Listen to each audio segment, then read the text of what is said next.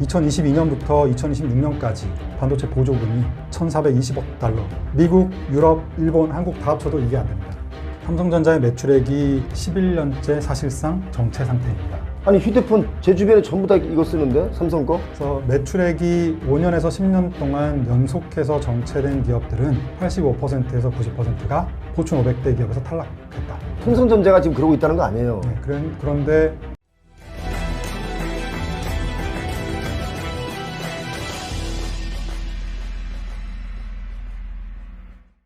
자, 요즘 삼성이 정말 위기다 이런 얘기 많이 하고 또 제 주변에 또 삼성에 근무하시는 그 임원급들이 좀 꽤 있는데요. 그분들 하시는 말씀도 삼성이 위기인 건 맞다. 그리고 수십 년간 삼성이 1위로 달려오다 보니 약간 지친 것도 있을 것이다. 뭐 이런 얘기도 하거든요. 지금 경제학자들은 이 삼성의 위기를 어떻게 보고 있습니까? 제가 있었던 이제 KB증권에서 저는 오래 있었는데 예. 거기에 같이 있었던 투자 전략 하시는 분들, 반도체 하시는 분들 이런 분들하고 최근 몇 년 사이에 이야기를 많이 했던 얘기들 그 얘기를 오늘 조금 그럼 더 드리도록 하겠습니다. 네. 삼성전자가 많이들 이제 잊고 계시는 부분은 뭐냐면 매출이에요. 매출. 매출? 네, 매출이라는 거는 적자를 보더라도 매출이 늘어나면 성장하는 기업의 이라고 상징이라고 하죠. 예, 예. 하지 않습니까? 예. 그리고 적자를 보는 건 투자를 늘리기 때문에 공격적으로 그래서 지금 당장은 적자가 나지만 매출이 늘어난다는 건 어쨌든 성장성이 있다는 의미로 받아들여지는데요. 그렇죠. 삼성전자의 매출액이 갤럭시가 전 세계의 점유율 1위를 했던 2013년 예. 2013년 이후에 11년째 사실상 정체 상태입니다. 매출이 안 늘어나요? 쭉 늘다가 지금 옆으로 300조 정도에서 옆으로 기고 있습니다. 연평균 11년 동안 연평균 1.2% 정도 늘어나고 있습니다. 그러면 거의 성장을 못하고 있는 거잖아요. 네, 정체죠. 아니 휴대폰 제 주변에 전부 다 이거 쓰는데 삼성 거? 아무튼 삼성이 지금 매출이 그 정도로 안 늘어났다. 네, 그러니까 1990년부터 아까 2013년까지 2013년부터 정체라 그랬잖아요. 예. 1990년부터 2013년까지 약 한 23년 동안에는 얼마가 성장했냐면요. 예. 연평균 18.6%. 연평균? 네, 연평균 매년 18.6%씩. 그러니까 18.6%씩 매년 복리로 늘어난 거 아니에요? 이게 사실 알고 보면. 복리 계산해서 한 그렇죠. 겁니다. 그렇죠. 네. 그러니까 늘어난 거니까. 18.6%씩 매년 늘어난 겁니다. 와, 어마어마하게 늘어났는데 2013년부터는 딱 정체됐다. 23년 동안 늘어나다가 2014년부터 정체. 공교롭게도요. 예. 공교롭게도 제가 이 숫자를 가져왔는데 2013년을 기점으로 예. 코스피와 S&P 500의 수익률이 뒤집어졌습니다. 그때 이후로? 그러니까 2001년부터 2012년까지는 예. 코스피가 연평균 15.6% 상승. 예. 근데 2013년부터 올해까지 놓고 보면 코스피가 매년 3.9% 상승. 와, 반대로. 완벽하게 뒤집어졌죠. 이게 왜 이렇게 뒤집어지고 삼성이 위기가 왔을까요? 킬러 디바이스가 없었다. 킬러 디바이스? 네, 그러니까 뭐 갤럭시가 1등한 이후 아직도 갤럭시잖아요. 아. 갤럭시 이후에 뭔가 혁신적인 신제품, 뭐 다시 압도적으로 시장을 리드할 만한 예, 그런 것들이 보이지 않았다 이런 생각이 들고요. 예. 뭐 디자인은 바뀌었고 옆으로 열고 위로 열고 뭐 용량은 커지고 AI가 탑재되곤 했지만 글쎄요 뭐 큰 뭔가 수년 전에 비해서 휴대폰 자체가 뭐 바뀐 거는 그렇죠. 없지 않았을까요? 그러니까 킬러 디바이스가 없다. 네, 그게 부재가 가장 컸다. 그래서 그게 꼭 휴대폰일 필요는 없을 텐데요. 그렇지. 네, 어쨌든 휴대폰 안에서도 뭔가 이렇게 혁신적인 성장이 리드할 수 있는 압도적으로 확 시장을 끌고 갈 만한 그런 게 보이지 않았었다. 그래서 지금 HBM을 하면 좀 낮을 수 있지 않을까라는 기대가 있지만 사실 삼성전자 매출이 아까 300조 원이라고 했잖아요. 그럼 기업이 성장을 하는 기업이라고 하면 10%에서 20% 정도는 성장을 해야 됐는데 그러면 매년 20조에서 30조 원 정도가 지금보다 더 늘어야 되거든요. 그런데 HBM을 장악하고 있는 SK하이닉스의 올해 예상 매출액이 66조 원입니다. 예. 네, 그러니까 지금 충분히 장악하고 있는 SK하이닉스가 예상 매출액이 66조 원인데 그 중에서 HBM을 삼성전자가 탑재한다고 해서 당장 내년부터 좋아지느냐? 수익을 그렇게 낼 수 있을까? 그렇기는 어렵죠. 그래서 시간이 좀 걸릴 것 같아요. 그러니까 삼성전자의 위기는 지금 당장 해결될 문제는 아니다. 물론 방법은 있죠. M&A를 할 수 있는 방법이 있긴 합니다. 그러니까 아까 제가 11년째 정체라고 했는데 예. 저희 이제 같이 일했던 친구가 논문을 막 뒤지는 과정에서 뭐를 찾았냐면 포춘 500대 기업의 흥망성쇠와 관련된 논문을 하나 찾았어요. 야, 기가 막힌 논문을 썼네. 쓴 게 아니라 찾았습니다. 그러니까 어떤 분이 썼겠지. 다른 사람이 써놓은 거를. 예. 그래서 매출액이 5년에서 10년 동안 연속해서 정체된 기업들은 예. 85%에서 90%가 포춘 500대 기업에서 탈락했다.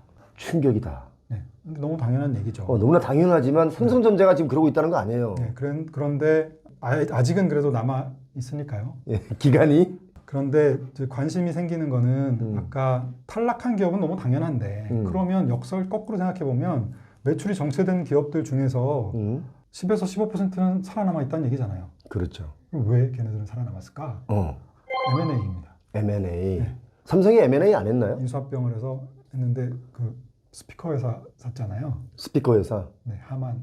예. 네.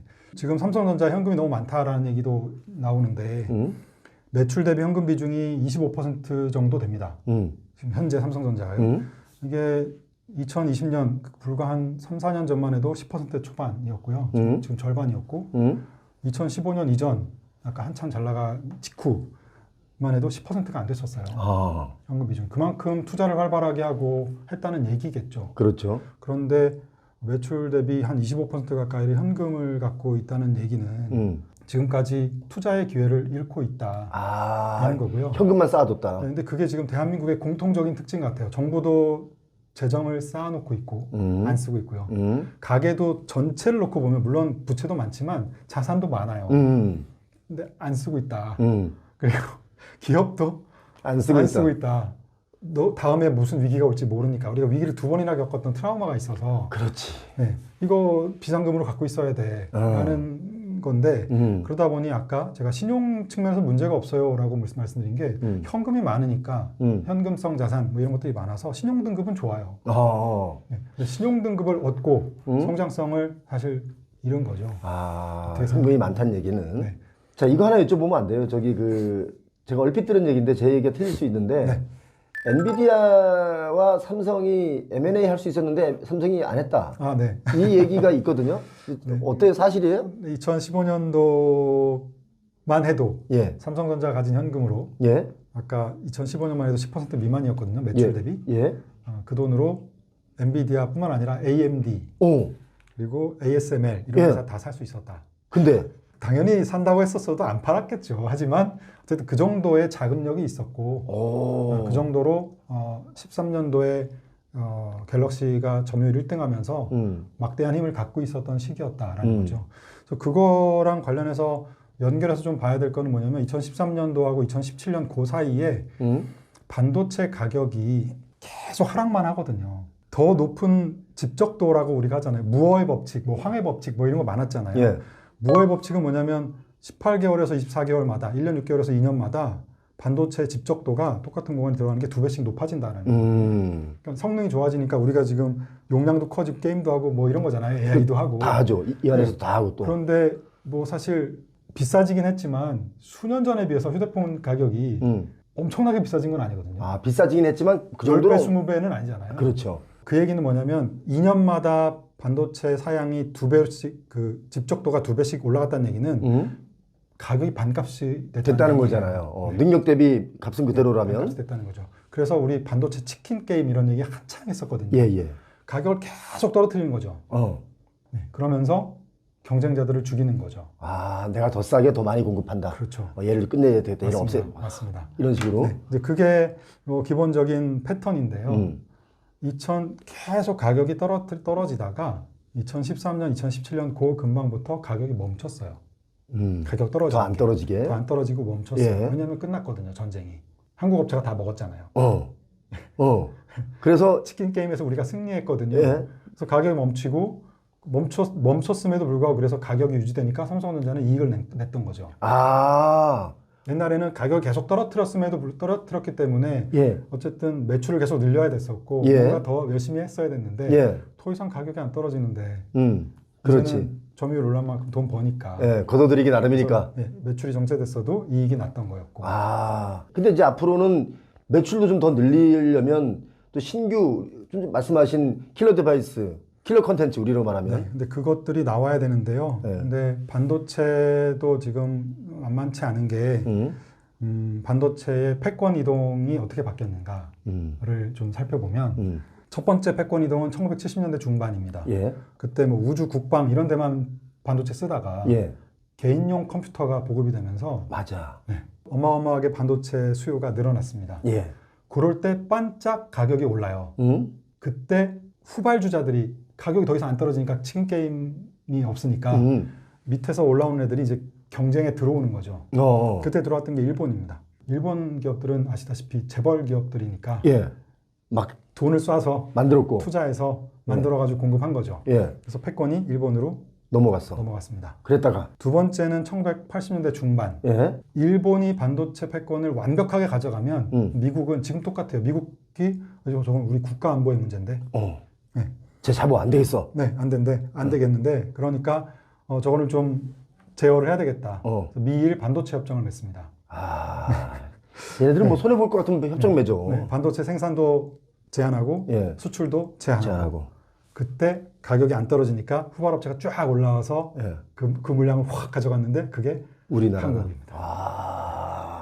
지금 또 바뀐다면. 지금 또 바뀐다면 지금 아까 그 이후로 다시 가격이 떨어지기 시작해서 경쟁업체들이 다 죽었죠. 예. 그래서 우리가 치킨 게임에서 완전히 승리를 하고 13년, 17년 이후에 지금 가격이 떨어진 상태에서 옆으로 횡보하고 있고요. 그 과정에서 누가 후발주자로 올라왔냐면 중국이죠. 그렇죠. 네, 중국이 저가의 레거시 반도체들을 만들어서 어마어마하게 공급하고 있습니다. 그래서 그동안의 반도체 패권 이동이 나타났을 때 반도체 호황기였다. 가격이 내려가다 멈추면 후발주자가 급격하게 올라온다. 예. 그런 특징이 있는 게 반도체구나. 네, 그런 과정에서 보면 지금 중국의 추격은 굉장히 무섭습니다. 2022년부터 2026년까지 예. 반도체 보조금이 1,420억 달러입니다. 중국 정부에서 네. 기업에게 주는 보조금이 1,420억 달러인데요. 이야, 우리나라도 어마어마하네요. 제가 아까 올라가기 전에 계산해 보니까 200조 원이 넘어요. 그러니까요. 네, 1,420억 달러인데 예. 미국, 유럽, 일본, 한국 다 합쳐도 이게 안 됩니다. 보조금이. 네. 우리나라는 190억 불. 아까 중국의 한 10분의 1 조금 더 되는 거겠죠. 지금 우리 저 용인 쪽에 반도체 벨트 공장 짓고 막 난리 나잖아요. 네, 그래서 지금 모두가 다 중국 업체들이 어마어마한 보조금으로 전 세계에 과잉 생산, 과잉 공급을 만들어서 저가로 밀어내고 있고 다 밀어내고 있다. 밀어내고 있고 우리는 자본주의를 쓰고 있기 때문에 자본주의 입장에서는 로봇 청소기가 들어왔는데 중국 업체들이 만든 게 반값이다. 중국의 전기차가 성능 비슷한데 반값이다. 30% 싸다. 그거 사죠. 안 살 이유가 없거든요. 그렇죠. 지금 내수가 어렵기 때문에. 그렇죠. 그래서 지금은 굉장히 중요한 시기다라는 거죠. 미국하고의 협상도 중요하고 예. 우리가 남아있는 실탄을 어떻게 기업들하고 협의하면서 또 미국하고 협상하면서 적절하게 미국에 짓더라도 기업의 피해를 최소화하면서 혹은 국내 기업, 국내에다가 또 만들더라도 어떤 형태로 이런 것들을 좀 머리를 맞대고 지금 해야 되는 시점인데 지금 여야가 뭐 머리 맞대려고 이런 얘기할 시간이 있었겠어요. 네, 지금 뭐 그런 면에서 맨날 박터지게 싸우고 있는데. 네, 너무 아쉽고요. 여기서 중국 업체들의 이 추격을 더 허용하게 되면 1, 2년 더 지나가게 되면 진짜 만만치 않을 수 있습니다. 중국이 지금 다 모으고 가나요 지금? 네네. 그래서 대부분 다 너무 싸게 예. 그러니까 아까 과잉 공급, 예. 과잉 생산 예. 얘네들은 일자리를 만들어내야 정권이 유지되기 때문에 그건 뭐 계속 만들어내고 있고 예.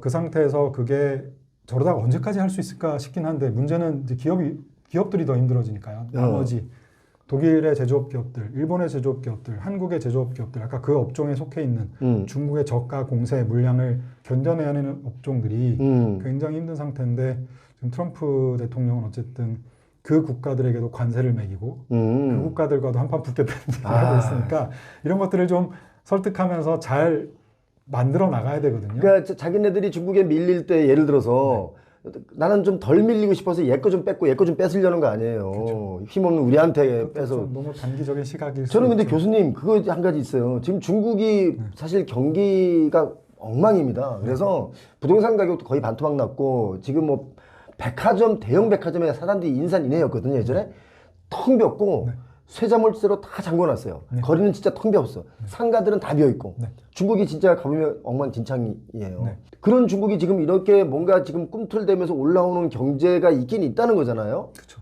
그럼 앞으로 중국 경제는 좋아질까요? 아니면 나빠질까요? 아직까지는 중국 경제 내부적으로 좋아진다는 기미보다는 아까 과잉 생산, 과잉 공급이잖아요.